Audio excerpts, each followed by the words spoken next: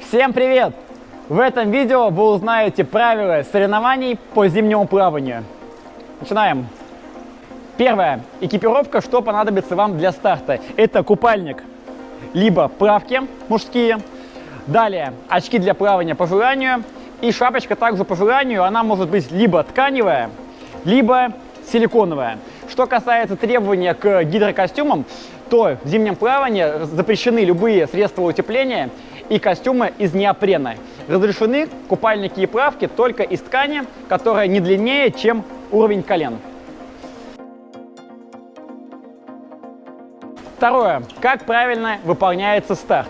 Значит, сначала я продемонстрирую сам старт, а потом мы разберем основные ошибки. Снять одежду.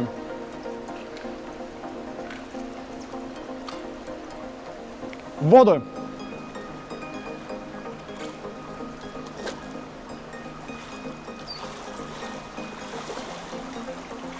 На старт!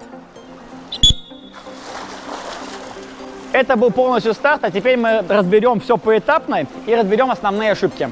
Значит, судья дает 3 команды. Первая команда – снять одежду. В этот момент вы снимаете свои куртки либо костюмы. Сняли, положили их в ящик. Вторая команда – в воду. Проверьте, чтобы у вас очки были надеты на глаза.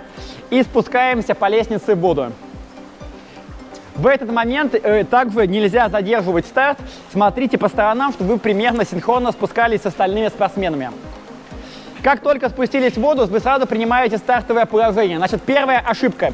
Рука должна быть у вас находиться под водой и держаться либо за первую ступеньку, либо за поручень. Вот, рука находится под водой. Далее, вторая ошибка. Должно быть неподвижное положение тела. Посмотрите, спортсмен сейчас работает рукой, он ей двигает. Двигать рукой запрещено. Неподвижное положение руки. Все, неподвижное. И взгляд вперед. Ноги в этот момент находятся на ступеньке. Далее, команда на старт. Спортсмен сосредоточен, не шевелится и по свистку начинает плыть.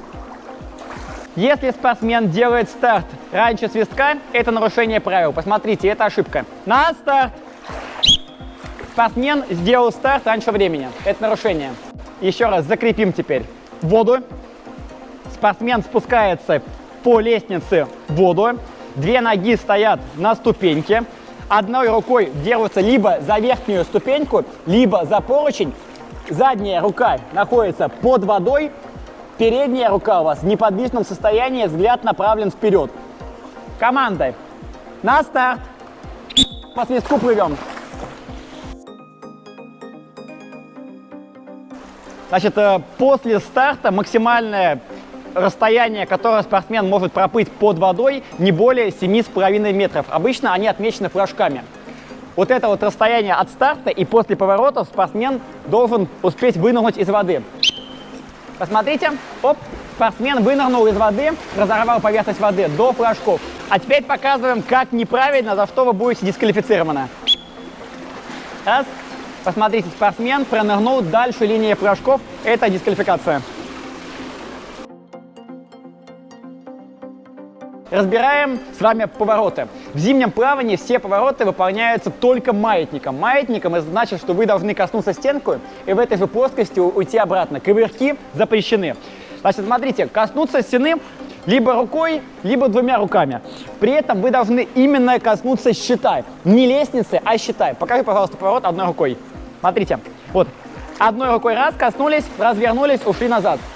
Ага. А теперь покажи поворот 2 руками, касание 2 руками. Подплыли, коснулись 2 руками, развернулись, ушли на поворот. Все, очень просто. А теперь, как неправильно, как часто ошибаются. Делают поворот, касаясь лестницы. Это грубое нарушение. Покажи, пожалуйста. Подплыть к лестнице, взяться за лестницу нельзя. Только касаемся щита. Это мы с вами разобрали повороты, а теперь касание на финише. Значит, касаться на финише также вы должны именно щита, не лестницы, либо одной рукой, либо 2. Подплыви кораль, плыви брасом и коснись одной рукой, например. Причем касание брасом тоже можно делать одной рукой. Теперь ошибки, которые допускают во время прохождения дистанции. Значит, во время прохождения дистанции вы должны плыть только по своей дорожке. Запрещается остановка, проплыви один грибок и остановись. Вот, остановка запрещена, это дисквалификация. Далее, подтягивание за канат. Вот, подтягиваться запрещено. В зимнем плавании есть всего 3 стиля плавания. Это вольный стиль, брас и баттерфляй. Плавание на спине в зимнем плавании полностью запрещено. Значит, первое – вольный стиль. Вольным стилем вы можете плыть любым стилем плавания, который существует, кроме как плавания на спине. Обычно это кроль. Продемонстрируй, пожалуйста, кролем. Вот, ноги движутся попеременно, работа 2 руками. Причем плавание вольным стилем – это плавание любым стилем плавания, которое есть в зимнем плавании. То есть любой стиль, кроме спины. Причем, если вы спортсмен, вы должны плыть тем стилем, который вы выбрали в начале. Но любители могут менять стиль плавания по ходу дистанции. То есть проплыть немного брасом, проплыть кролем. Любителям это разрешается, спортсменам нет. Плавание баттерфляем. Это когда пронос 2 руками одновременно и ноги работают также одновременно. Покажи, пожалуйста.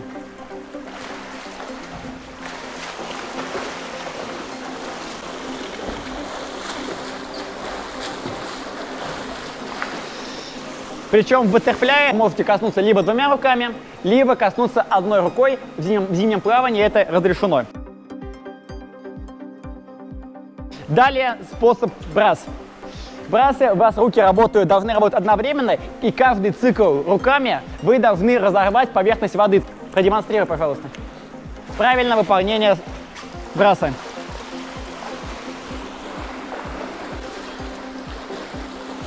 Также касание в брасе можно сделать либо 2 руками, либо одной рукой. Одной рукой в зимнем плавании касание разрешено.